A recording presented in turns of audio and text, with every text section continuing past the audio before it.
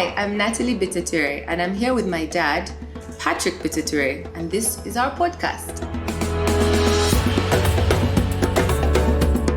Why this generation, this new generation, whether it's X, Y, or Z, are so wobbly, you're so soft, you don't deal with the real issues, you're always whining. Because the older generation thinks, these guys can't handle it, they're too young. We don't respect young people in our culture. Older is always bitter. So there's a bit of a... Your story will be different from mine. But for you who are young, isn't your life, when you say life, just superficial? Just because you said good morning to somebody, does that mean you are alive? You know, relationships is an important one. But you have to balance all of them is what I'm thinking. What is life? And how do you, first of all, understand what life is? And then say, because of work, it's a trade-off. I had to trade off. What did you have to trade off?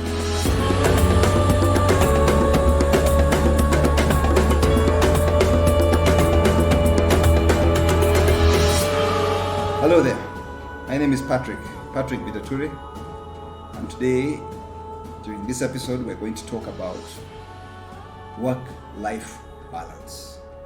That's something that's a bit of a misnomer. Many people don't understand what work-life balance is, because it's really hard to excel in one area of work and also excel in being a good father, a good husband in your personal life.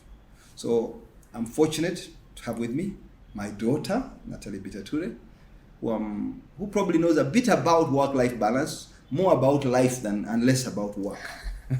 But let's see how this episode goes. And I hope you'll enjoy it. Please give us feedback, because it is interesting to know your perspective too. And I'd like to begin by asking Natalie, is it really true that you can get a fine balance between work and being a good person? Because most people think if you are rich or you are very successful, you must be a mean, evil person. Now, getting it right, to be a down-to-earth person, a good father, a good husband, a good neighbor, and yet you're successful in life. Does that really ever exist? Of course, I would say yes. It's something you have to aspire to be. I think no one is ever perfect, but you have to be intentional. It's something I've grown up around, and I've noticed a lot of rich people are really mean. They're ruthless, they don't look people in the eye, they don't have time. And working as much as I do, I can understand how that can happen, because you just start doing things and you don't care. I remember a point in my work career, I wouldn't say good morning to anyone. I would just start, have you done this? Where is this? Have you got this? Have you done that? Because you're just going the whole day. And then I realized these are human beings. These are people you work with. What's more important than the work is the relationship you have with each other, because then you have better work. It's better for the company. Small things like saying please or thank you or good morning or how are you, it slides things. And I had to be proactive about it because of time. But I think to be a good person, you have to think about what a good person is and what that means to you and what's important to you. I remember at my Forbes party that you gave me, I had to first thank everyone, but also apologize because I've missed so many weddings, birthdays, events. Your child did this just because I was always at work. And it made me realize, what is life if it's only work? COVID has really helped me with that, because all these other things in your life are also important. When my work was taken away for 3 months, oh my God, it was the scariest, weirdest thing ever.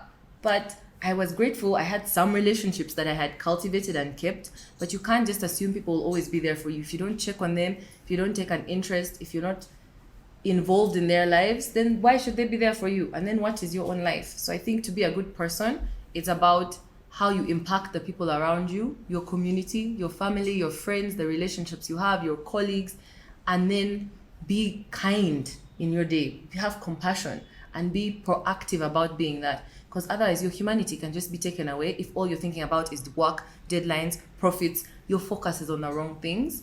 So I think because I swung so hard in the work side, I had to swing more to the life side. But it's always challenging to find a balance. Now, for you people who are young, your story will be different from mine.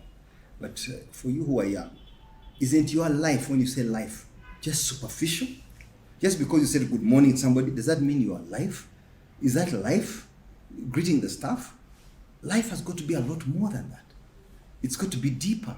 the interactions of life. The new generation, you are so driven by the superficial, what you see on social media, how you are seen, what people think about you. The real you doesn't really come out, the humane side. Many of you don't go to church. That's a spiritual life. Many of you don't do charitable work. You don't have time for people. I see people on the traffic lights. When you come to traffic lights and people coming around for money, yes, I'm not encouraging those young people come looking for money, but everybody's windows up and they're on their phone. What is life? And how do you, first of all, understand what life is? And then say, because of work, it's a trade-off. I had to trade off. What did you have to trade off? What do you think you're going to trade off in the future? You see where you are now. You've not had time for settling down. You're not thinking about marriage. Most girls at the age of 20, they want to settle down. You've got to have a husband, you've got to have children. But you're just focusing on work, and career. But at the end of the day, there are certain things you can't do backwards. So where does that leave you? What is your perspective? I think you're right. There's a lot of sacrifice. I think you have to think about it as work should not be something that you're working for your life. So many people live for Friday or live for a holiday. They're just grinding through. They don't like it, but they have to do it because you need the money. And I understand that. I just think when you think of your whole career, it would be nice to also do things that have more impact in your work so that your work and your life are not so separate. So you're having life at work. Something as small as saying good morning to someone, you look at them, you see them, you notice, are they in a good mood? Are they upset? Are they happy to see you? Are they worried? There's so much you can tell from that. And I think for me, life is more about human connection and human interaction. And it's something that can easily be sacrificed. I remember when I called you and told you about the honorary PhD, that's the first thing you said. This is why you're not married. You're just working. More awards. And it was funny because you were happy for me, but you could see I kept going down this work path, which also sacrifices. But when I look back, I don't regret it because at my age, I have so much responsibility. I've learned so much. If I had stopped to have kids when I was 25, kids take up a lot of your time and energy. It's wonderful and it's also life, but you have to understand the balance and where your energy is. As I'm getting older, I don't have as much energy for work. So maybe I'll settle down soon so I can take a bit of a break. But you always have to trade off something. And I remember I listened to Shonda Rhimes' TED Talk, and she said she has kids and she's like a very powerful like producer. She writes, she does so much. She's the creator of Grey's Anatomy. She said the problem is if she's winning at work and really killing it and doing so well, it means she hasn't seen her kids for a few days. It means she's sacrificed time with them. If she's her kids and they're playing and they're having fun and they've gone on holiday, it means she's not doing her best at work. It means she's neglecting that. And she got tired of feeling that pull and that push. So she actually wrote a book called The Year of Yes, where she said yes to everything. When the kid wants to play, you do it. When you need to work, you do it. Just keep saying yes and see where you land. And I like that perspective because you go with the flow. You can't dictate this is work, this is life. Life is messy. My life, work never stops. My phone is never done. Whether it's night, whether it's morning, whether it's the weekend, I can't say no. And you are like that as well. So I grew up in a household of work and life are together. Our family spends time talking about business at dinner. On Sundays, we go to sites to see businesses. We're always in that mode of work and life together. But we're joking about it, we're talking about it, we're taking pictures at the places we're at. So we always find a way to like live that way. So I never really saw a problem. And because you and your wife work together, your kids work with you, your life and your work are so intertwined. So I just assumed my life would be that way as well. So I didn't have to be proactive and think, oh, I need to get married. Oh, I need to make time for my friends. It's only after I turned 30 and I started to see the gaps in my life or how much work I'd taken up that I thought I need to be more intentional about these things. Intentional? I have been to too many kuhingiras, which are functions of giving away somebody's daughter. I've never had one in my home because they are chasing degrees and trying success. This is wrong. Now, when you talk about me, I made time. I took almost a year off when I was courting your mother to focus that am I choosing the right partner? Like how you choose a partner for business. I need to understand the person. I literally stopped working for 1 year, courting her, be with her all the time, morning, evening. What is she doing? Studying her, take her around the world, so that by the time you marry, you've chosen a partner for life. And that was taking time off because I was trying to find the right balance. Then I got the partner. There you are. Now I'm off to work. I started working. You deal with the children, I've got to work. By the time I was 40, I'd had the children, and I thought that's done now. I've spent time, a bit of time. I was trying to balance so that when the kids wake up in the night, you also wake up in the night. You have to look after the kids. Sometimes you do the night shift. You feed the kids. You put them to bed, and you give her a chance to sleep. And it took its toll on my work. I felt I was losing out because we're like in a race to hit by 40. You've got to have made it. So by the time I hit 40, I was about there. But I felt no more time now. The kids is really in your department. I've really got to consolidate on my business. I've got to travel the world. I've got to work a lot harder. I've got to be in Kenya, build business in Tanzania, go to Nigeria. And I started working really hard. Then I realized many of my friends who are extremely wealthy, and I'm not talking about people like Steve, Bill Gates, Dangote out there. I'm talking in Uganda. The very rich people, nearly all of them, have got health issues at the age of 50. They've either had a heart attack, a stroke, a triple bypass. Their family is broken. They've had to divorce. There's a trade-off, and a very strong trade-off, so that the family life is broken because you wanted to succeed. So you can only keep balancing it to a certain level. To become extremely successful, you've got to trade off the other. And then you create a gap between you and your wife, you and your children, and you think throwing money at them, do this, go and travel, go shopping, you solve the problem. And I saw this as a general trend all over the world. And it had come home to Uganda. Even the rich men who are not so formal, the guys who own the shopping malls, the guys in Chikubo, those who became extremely rich started having problems, either marital problems, family problems, fights within the family. They build shopping malls and they are competing. And their names, they become household names. The wife has run away to America. This one has done this. These are the issues that were happening. And I had to realize, we've got to slow down. We all want success. But at what price? You don't want success at any price. You've got to take a step back and look for your partner and hold her hand. And look for your children and be there for them. And start doing things. Yes, it may mean less revenue. Delegate. Hire managers. Get expatriates if you don't have local managers to run your businesses so that you can spend time with your family. Now, I thought I was getting it right to balance it. But even now, despite everything I've done, I feel that it's been a huge trade-off. The family has suffered so much because I was chasing success. Not just personal success, I wanted now to do things for my country, to contribute to the country. You become chairman of this, you become an advisor here, you want to be in government, you want to be in different positions, playing a role at a national level. All those things take the toll on your family life because they take time away. We've only got 24 hours. 24 hours, you're going to sleep for 8 hours. 8 hours is for your personal life, for exercise, for dinner, for lunch, for whatever you do, and only 8 or 10 hours for work. Now, you can't do all the things you're trying to do and then also be able to be a good father, a good husband. So I don't believe that you can actually have true balance. There's got to be a trade-off. When you enter a long-term relationship, you've got to know that there's going to be a trade-off, and you've got to choose how high you want to go. The higher you go, the bigger the trade-off. Very few cases up there. Even our Mr. Geek, who we thought was Mr. Perfect, Bill Gates, eventually divorced. Jeff Bezos, divorced. Steve Jobs, a quirky life. Here in Uganda, I don't want to mention the names. Everybody seems to have a problem. So this thing of work-life balance, that's why I call it a misnomer. It doesn't exist. It's a myth. It's really hard. But then it doesn't mean that there's no happiness when you're successful. Very many people can be truly happy and successful. And you've got to find your own happiness. And your own happiness must be the happiness of your children, the happiness of your family, the happiness of your extended family, your brothers and your sisters, your mother and your father. That is happiness. That is success. That is measured in a different currency. But it's a priceless currency. Money is one currency, but this other success is a different one. So when I take my extended family home, even if it's only once, twice, 3 times a year, to a place like Ibanda, and we are together, that is priceless to me. That is happiness. Because we come together. There is love, there is unity, and that's a different currency. It's not the shillings and dollars and euros. It's a different currency. And you see in Kenya, many of the very rich families are broken.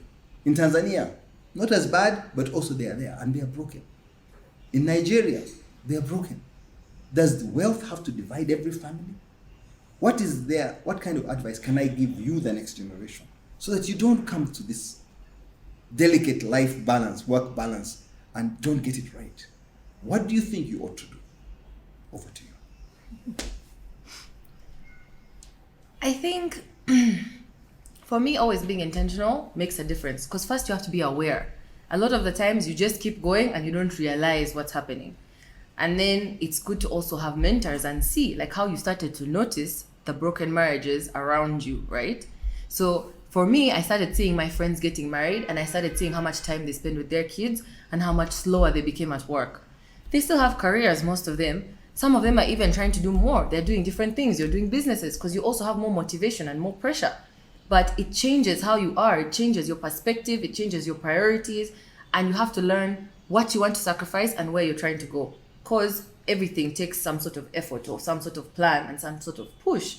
So I think when you start to take stock and look around and notice, you have to have your own parameters of what you can manage. Because what someone can tolerate, what someone's goals are, what their dream is, or what their definition of success is not the same as yours. If we all try to chase the same exact balance, we won't be happy. You have to find the balance that works for you, a system that works for you and your life. When I was working 14 hours a day because I'm in a hotel all the time, and then I decided I need to also spend time with my friends and family, it started to take a toll on my health because I wasn't sleeping enough, I'm not eating on time, I'm just trying to do everything and be everywhere at the same time.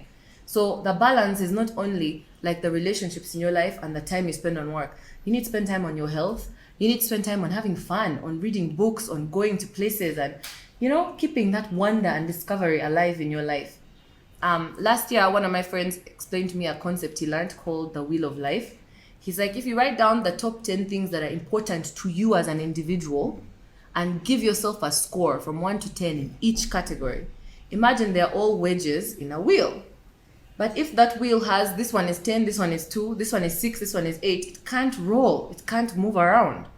Would you rather have things that are important to you, not someone else's standard, and then see how do you put effort every day into those 10 categories in your life? And it's something that really touched me because I was always trying to compete or compare myself to other people. So I found myself, this one has 3 kids already, but this one, his business has already reached here. This one has this, but this one does that. So what is the actual success? And you kind of get pulled in different directions. So now I have my top 10 categories. It's on my notes, it's on my to-do list, it's on my desk so that I see it every single day. And don't forget what's important to me. Not get caught up in a race with my friends or with this other company, or you're competing with this business, or you're feeling bad that, I don't have 3 kids already. I have to see the things that are important to me and make sure every day, am I putting in that time? Am I ticking those boxes? Have I spent this whole week I've been at work, I have not called anyone, I've not said thank you to anyone, I've not spent any time out of that. Have I had enough sleep? Am I looking after my health? There are so many different things to balance.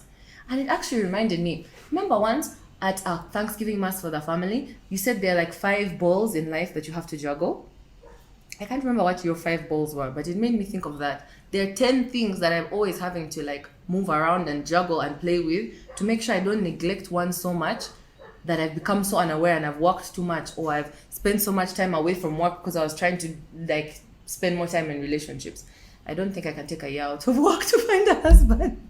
I don't think I have that capacity, but it's one of the balls I'm trying to juggle out of the 10. Relationships is an important one, but you have to balance all of them is what I'm thinking. Some things you've got to do in the right time. That's why it's up to you. You've got to live your life. You've got to find your own happiness. You can't live my life, and I can't impose what makes me happy on you. You've got to live your life. And I've got to give you space to work things out on your own. I can give you guidance, I can give you support. At the end of the day, now you talked about the 5 things, the 5 balls I talked about. I'm happy to share them with you. Because I asked my family, what are the 5 most important things in your life? Now, everybody begins with number 1, God. Everybody, Jesus. I love Jesus. Now, Jesus was around 2,000 years ago. You never met him, you never saw him, and you all love Jesus number 1. And God is your first thing in life. I say to you, are you ready to forgo everything else so that God is number 1 in your life? The Pope does that. The Catholic priests do that. They choose not to have children, not to marry. And that's a very tall order. People think it's an ordinary thing, but from a science point of view, your primary reason on earth is to procreate. Number one reason why you're on earth. You want to see an image of yourself in something else, in somebody else. That's why they say God made man in his own image. Even God made man in his own image. He had his son. So for someone to forego not to have children because they are committed to God, they're very few. They are not many. But then nearly everybody says number one for me is God and Jesus. So I question that. And I said maybe it is. And that's how you feel and you're entitled to say so. But it's not a reality because you're not ready. Number two is family. When I say to me, mine is family, number one is family. Why? Because if your child doesn't have a kidney, are you ready to sacrifice your kidney? Yes, because you have another one. You'll take a chance and live off one kidney, but give your child a kidney because you're the right type. You'll sacrifice without too much hesitation as a parent for your own child, but you won't give it somebody else. That's why family is so important. If they wanted your right arm, and that's what you use to work, and they'll cut it off to spare your child's life, would you sacrifice your arm? Yes, you would. Some people would, some wouldn't, but I would. That shows you that family is important. That's how you choose your priorities. Now, will you sacrifice your hand because of the Bible? Someone has told you that Jesus wants you to sacrifice your hand. I don't think many people do. Many people are told to tithe. They don't even give the tithe. They're told, okay, make a small contribution. They put a coin. So these are some of the things that make you question humanity, especially the life we live in. But nearly everybody asks, the most important thing to you is God, and we thank God first of all. But how deep is that? That's another question, and I won't go into it. People are entitled to their opinions. Next is friends. People live without friends, some of them, but many people need friends because they create a support mechanism for you. From childhood, you've got to have friends. Friends that value you. These are people who are not born from your mother, but somehow you made a connection and you've gone through life together. And some friendships last for a lifetime. Some of my friends from primary school are my best friends till today. And that makes a difference. That's why you say you value friends. A friend is getting married, he's in Australia. You get on a plane and you find the money. You don't have that much, you say you've got to be there to stand by this person in Australia. Because it matters to that person. A friend dies. And I see many of us when someone dies, I've got to go for the burial. Even sometimes you go for burial of people who you don't know sometimes. Because that just shows some people just love this thing, especially in Uganda culture. I don't want to make fun of it, but you've got to choose your priorities in life. That's why when I ask my family, what are the 5 things that matter? These are some of the things. Another one was health. If you don't have good health, you can't live a life. You can't succeed. You can't be prosperous. You can't do the things you've got to do. If somebody's got to amputate your leg so that somebody else can live, a member of your family, would you agree? Only for family, maybe. But you will not accept it lightly. So you need to be healthy. And you do anything to be healthy because you can't be bedridden and live your life bedridden because of money or because of something else, because of work. So you've got to put these balls all in order of priority. Family comes first. Maybe health comes second. And friends come here. Then maybe money. Because many people think the most important thing for me is money. Money is maybe a 5th or even a 6th. Money is important because without money, it's very hard to make yourself happy and to make other people happy. Money gives you freedom. Money gives you independence. Money gives you ability to do things differently. Your perspective. You can call the shots. You can make donations. You can change a school. You can contribute to a church when you've got money. That's the importance of money. Money is just a currency. But don't let it own you. You've got to control it. So money is right at the end.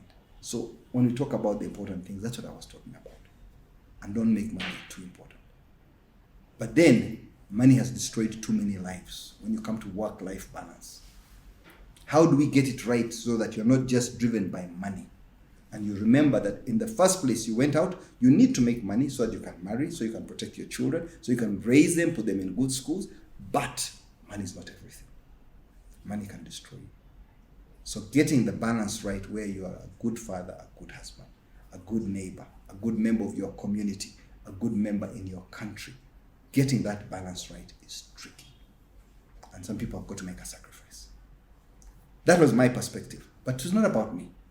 It's more about the next generation, because the majority of people in Uganda are younger than me. They are your age and below. What do you think? I like that you've explained it because I have grown up around this, so it makes sense to me because I understand your priorities and your values. And I also appreciate your integrity. Since I've started working, when I go places, no one has ever said something bad about you to me. Or I've never heard about it. Whether I'm filtering through the comments on your Facebook, or if when I worked as an intern and I didn't know I was your daughter, people only say good things about you. No one has a story that he was terrible to me, he was mean, he screamed, he cheated, he lied. And that's something I really appreciate because I think it's really rare. Unfortunately, it makes me sad because life has become such a dog eat world. Like people are sharks, people are mean, people step on each other. Even to see among my own friends how we will compete and someone will say this or do this to get a contract over their friend, it shocks me because that's not how I was raised, and that's not the integrity I was raised with by seeing you do these kinds of things.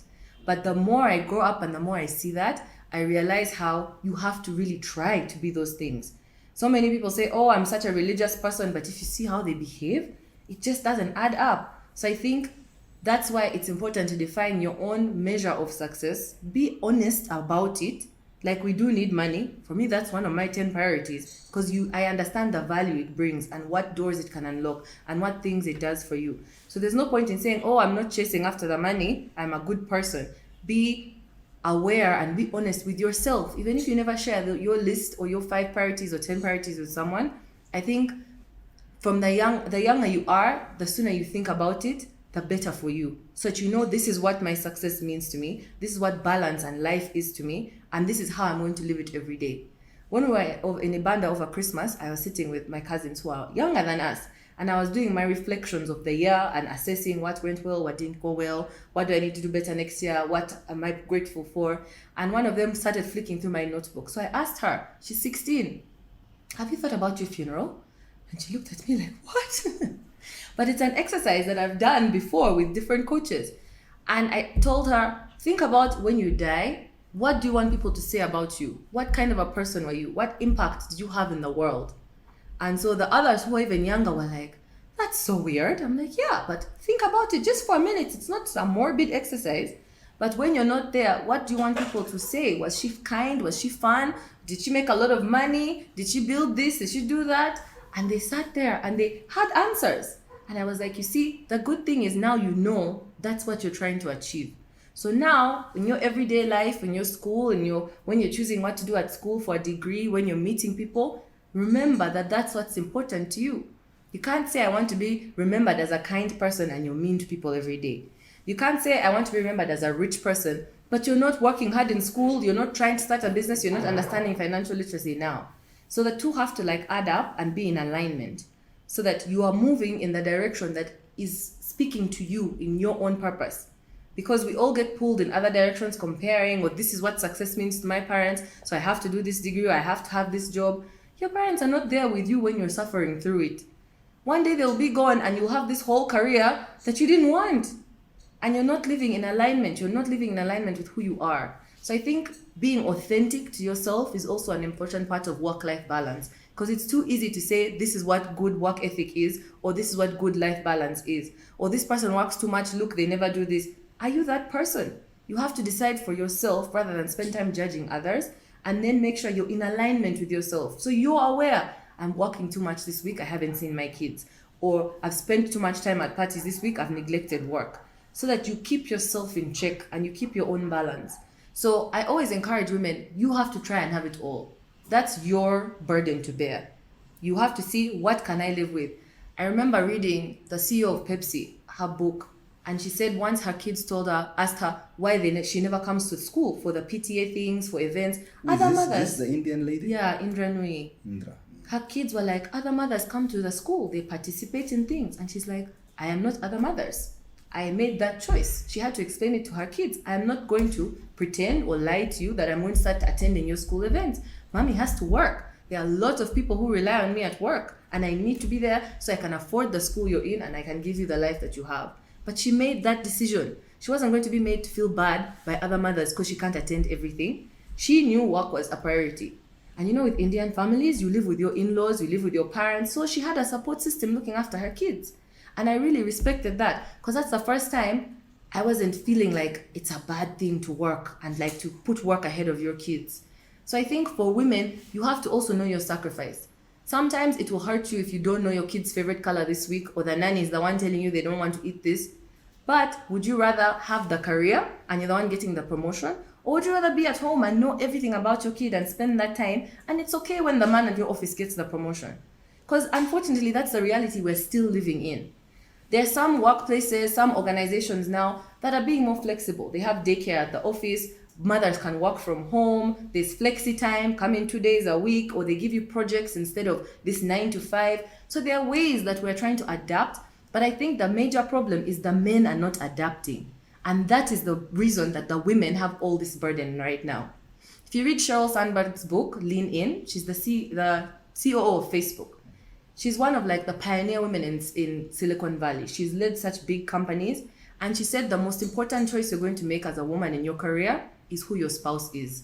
Because you're either going to have a spouse who comes home after work with you and is asking, where is dinner? The kids haven't bathed. Where's the laundry? What's going on?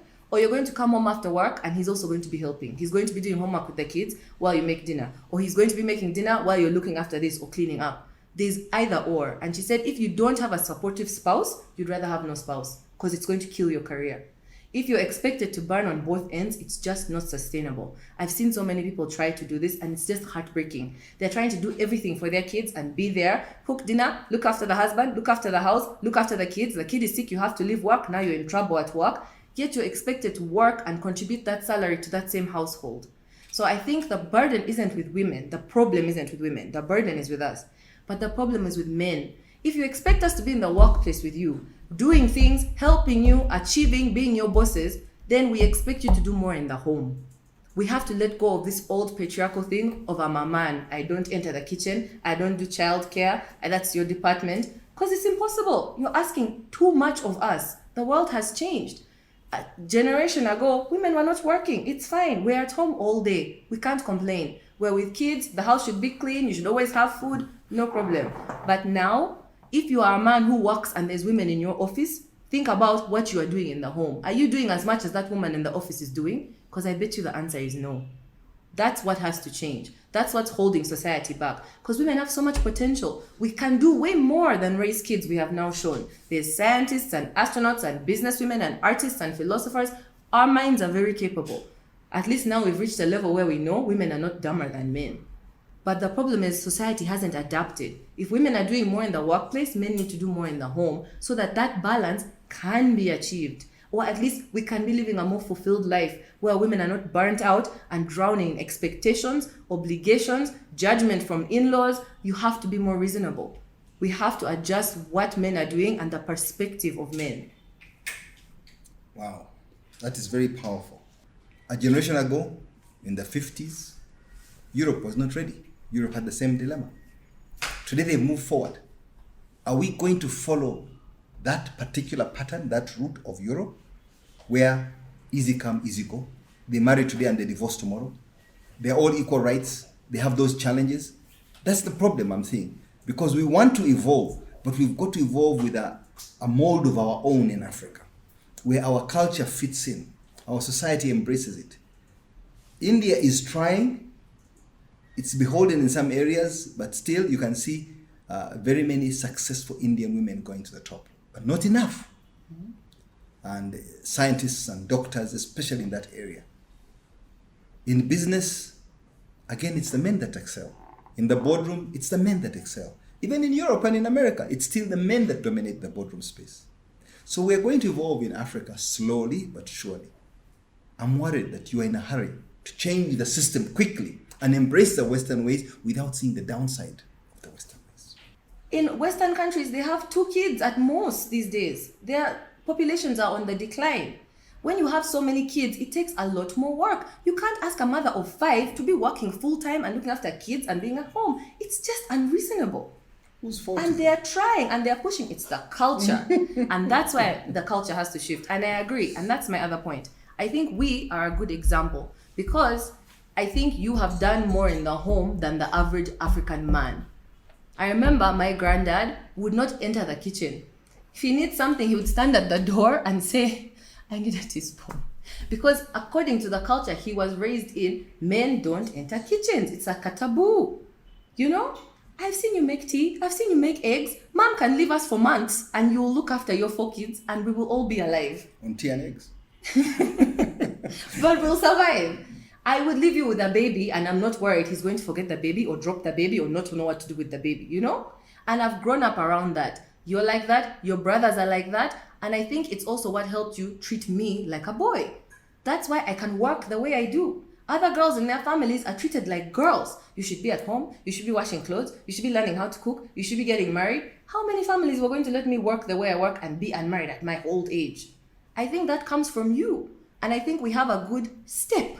You know, mom still does the majority of the household and you do the majority of the work. But I think we are a step ahead of the traditional African culture. So it's a good example to show it's possible and it's okay.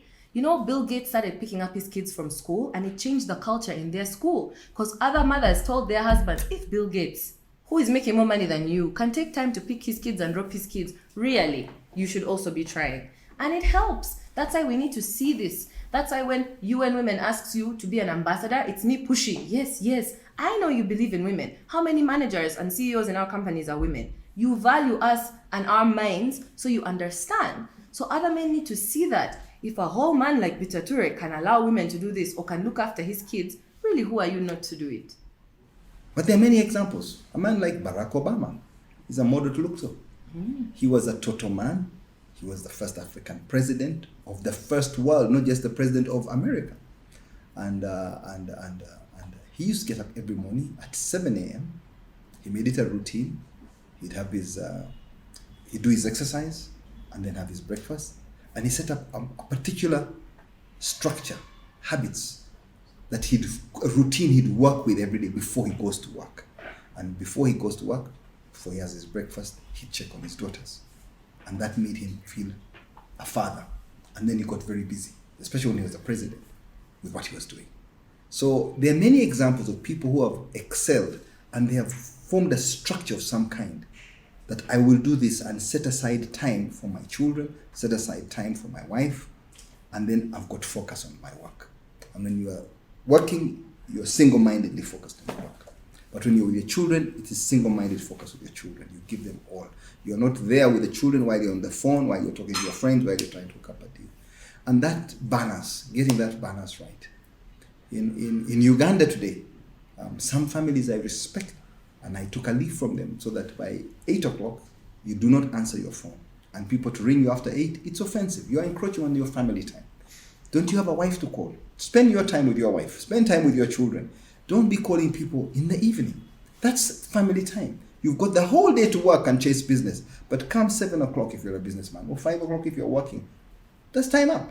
Your work should stop there and you spend time with your family. Get that balance right. Now, it takes discipline to be able to form these habits, to get these structures. And you, the young generation who are hooked on your mobile phones, I don't know if you'll have a life and live a quality life. But I think I'd like to ask you, what is your parting shot? What would you like to say about work-life balance? The work-life balance is a huge myth.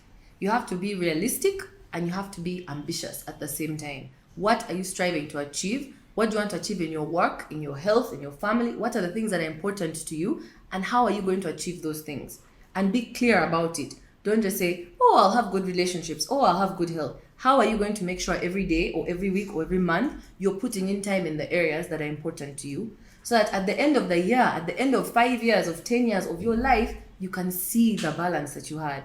You can live without regret. I didn't take care of this. I didn't see this person enough. I didn't do this much at work. You need to be authentic and in alignment with what is really important with you and what your own definition of success or work-life balance is, so that you can achieve it, or at least be striving to achieve it. Just to be on that journey and to be working towards it is a lot. It's more than enough because you keep evolving and you keep changing and you keep growing. But as long as you're being intentional about what are the different things that you want in your life, that you're not looking over your shoulder, this one has a better house, this one has a better wife, this one has a better car. You have the things you want, or you're working towards the things you want. I think that's how you have more fulfillment in what you do. Natalie Bitature, thank you very much. Work-life balance is a very personal decision. You've made your choices. I hope they're good. I hope they're the right ones for you. Good luck with them.